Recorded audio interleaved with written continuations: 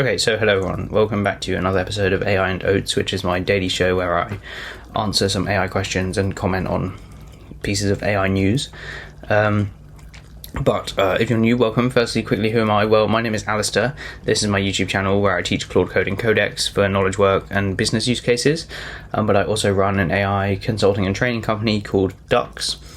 So if you do own or run a business and you'd be interested in us working with you to see how you could implement AI effectively, please get in touch through the link in the description. And then I also have a school community where I share the actual skills and systems I use within Claude Code and Codex and go into more detail on those sorts of things, and the link for that is in the description too.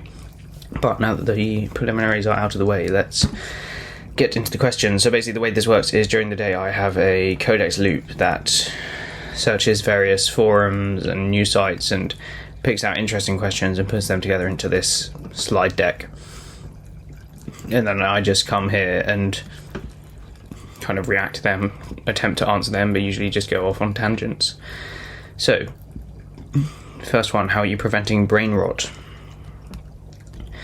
So, from someone who is a software engineer using Claude Code half of the day, says they're more productive, but their brain feels less sharp. Yes. I mean, I think it's true. I guess it is. So I spend it must be hours and hours on Claude Code or Codex all day. I mean, I do almost all my work through it, so probably upwards of, I don't know, probably a minimum of 4 hours every day on it. Probably much closer to like eight plus hours. Is it really that high? I don't know. Now that I think about it, yes, it probably is. Okay, a little bit worrying. But do I feel like some elements of my brain have atrophied? I don't know. I mean, I do think that it is the case that, like, once you don't need to do stuff as much, you do lose those skills to some extent. I feel like that's just obvious. I mean, I know the example people always use for comparison is like GPS and that sort of thing. But it's true, as someone who is of an age where I have never had to navigate entirely of my own accord because I've always had some sort of Google Maps or Apple Maps. I do think certainly compared to my parents or people who did not always have that, probably my sense of direction is less good. And I guess I don't know if I feel myself kind of atrophying though, because I think it's a little bit of a tricky one, because in a way I don't feel that Claude Code or Codex, I don't feel spending the time on like AI kind of agent management tools, or you're using it for coding, using it for knowledge work, is necessarily the biggest risk to your like brain capabilities in this day and age. I think the kind of algorithmic media is a much more dangerous beast in that regard, and I'm just as susceptible as anyone else is to spending far too much time scrolling. But I feel like, because I guess this is my sort of take on it, is that with Claude Code and Codex, I'm sort of pushing the boundaries of what I'm getting my brain to think about. So previously I would never have thought about building websites, building automations, like even really, kind of trying to orchestrate like a cold email campaign. Like, what does because now I'm still having to think and plan. Yes, it's a collaborative process, and yeah, it's sometimes quite easy just to go with what Claude puts in brackets as recommended. But I'm having to think about, okay, well, do we have a research stage here? How many subagents do we want doing that? How many are we researching? What kind of like fits the ICP? It's still a thinking exercise, even though a lot of the kind of execution is handled by Claude Code or Codex. I don't think it necessarily takes away all the thinking altogether. And in a way, it forces my brain to enter realms it wouldn't have previously. So even if I'm thinking, so I guess in comparison to if I were, trying to make a website myself pre-AI coding tools, I probably would have ended up having a much better and deeper understanding of like HTML, CSS, that sort of stuff. However, I was kind of unlikely to venture into that realm in the first place. So the reduced kind of barrier to entry that these AI tools have caused has allowed my brain to shift into that space and actually get a level of, rather than no level of awareness and thought about that space. So I don't know, I don't think that these tools aren't necessarily a huge issue for brain rot. I mean,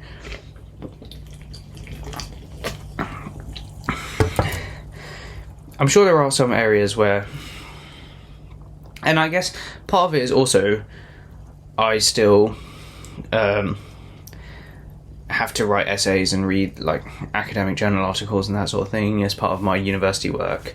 So I'm kind of, there's no, I'm forced still to do that, and I'm careful not to hand off any of the sort of intellectual work of that to AI. Yes, I use AI agents to go download the PDFs that I need to read for me from the reading list and that sort of thing, but I don't, have them read it on my behalf. So I guess it's a mixture of being careful about where you do outsource your brain, because yes, I suppose it is very easy. So maybe this is more just sort of based on my, like, this is, more particular to the way I use it, which is that I try to be sensible and have some awareness of not outsourcing all of my thinking. Because I do think, I suppose, you could start outsourcing all of it, and that does leave you susceptible to, losing some of your cognitive abilities.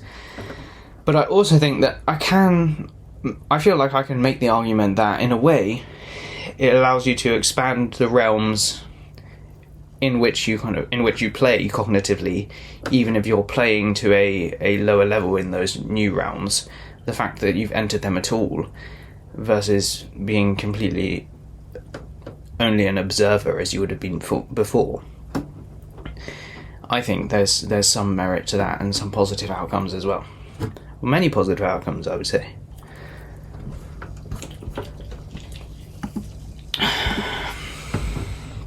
On to the next thing. Right, this is a piece of news or a tweet from Dan Shipper, who is, I don't know what his official role is, like CEO or something of Every, which is like a very cool company. I don't know exactly how you classify them. I know they have some SaaS products, but I think of them more as like a kind of AI news company or something. They basically do a lot of like testing and reviews of AI models and stuff. And I guess this is an announcement of their conference. Because a few months ago, or like a few weeks ago, Dan Shipper, this same guy, wrote like a kind of short essay, or I don't even know if it was short, but like wrote a sort of essay or mini paper on the idea of, I guess it kind of surrounds like Jevons paradox and that sort of thing. The idea that, I think his anecdotal evidence was that Every has grown from, I think, 4 people to whatever, more than 4 people, significantly more than 4 people, even being like a fully AI native thing where they run pretty much loads of stuff through Codex and Claude Code, and also credit to Dan Shipper. He's one of the people who got me kind of onto using Codex a bit more, just like reading some of his stuff about it, because I know he's pretty big on Codex, so and I'm now pretty big on Codex too. But I guess their argument was that actually kind of managing agents and stuff still requires a degree of skill at the moment. This is how I understood it, at least, or at least how I'm going to sort of parlay it into my own interpretation of the ideas, which is that managing agents still requires a degree of skill. And I guess the Jevons paradox element of it is that even if it's now easier to do tasks, because it is easier to do tasks, you will do more tasks, which means you're still going to need even more people to review those tasks and manage the agents doing those tasks. And so I guess the question of what does great human work look like after automation does become an interesting one, and I think it becomes much more of you move much more to an executive level or a decision-making level. It's all about kind of, good decision-making, whether that's judgment in deciding whether or not AI output is of sufficient quality, which I guess is interlinked with the idea that lots of people present, which is that taste is becoming a real differentiator. Although I do think that you can sort of give AI a sense of taste not necessarily a sense of intrinsic taste of like, oh, I like this, there's something about this, but you could give it a sense of like data-driven taste, which is if you take, I don't know, if you look at the designs of high-performing websites, you could then synthesize those into what is unique or what is common to these designs, and therefore assign that as a kind of taste metric. So I'm not sure I fully buy the argument that taste is irreplicable by AI, but or at least maybe taste as a kind of concept is irreplicable, but the downstream effects of one having good taste, I would argue, could be replicated by AI. So I do think that, I guess, great human work comes down to high quality decision making, but then I guess you'd also argue that, well, if we're having such intelligent models like Fable 5, like GPT 5.6, Sol, why not, if they're sufficiently informed, could they not also be very good at decision making? And so and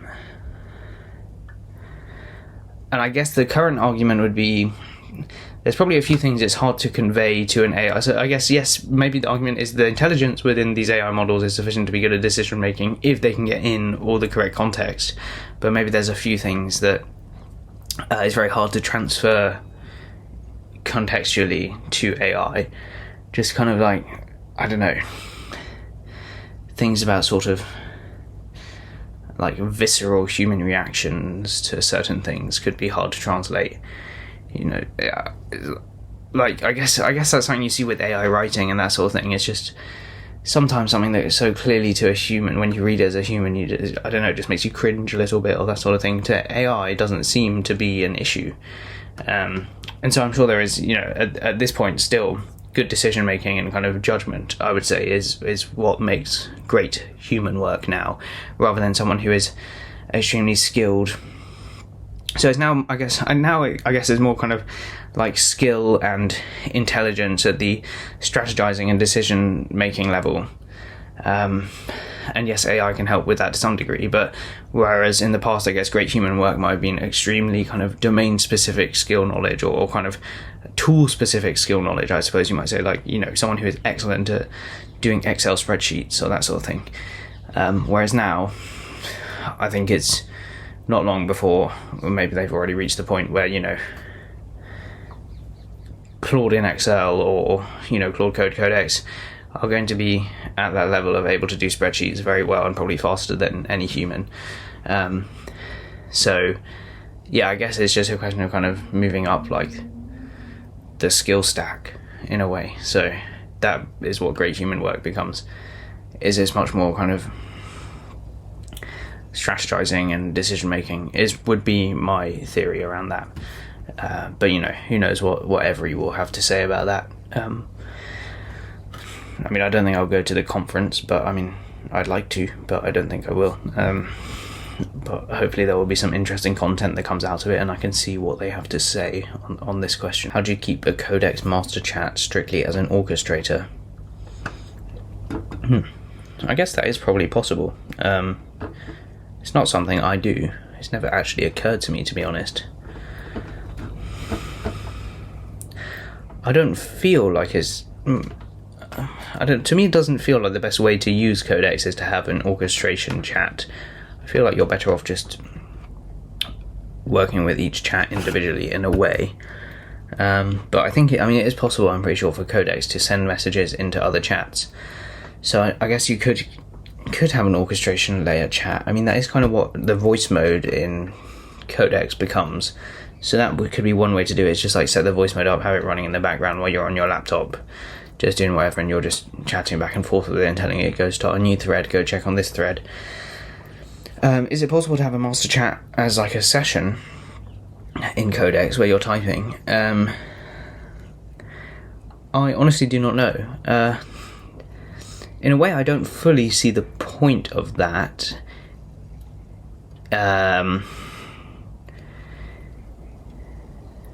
Personally, it feels like just more potential for things to get lost and less information to be transferred back to you, reporting on the work that's being done by each kind of individual like task orchestrated by that master agent,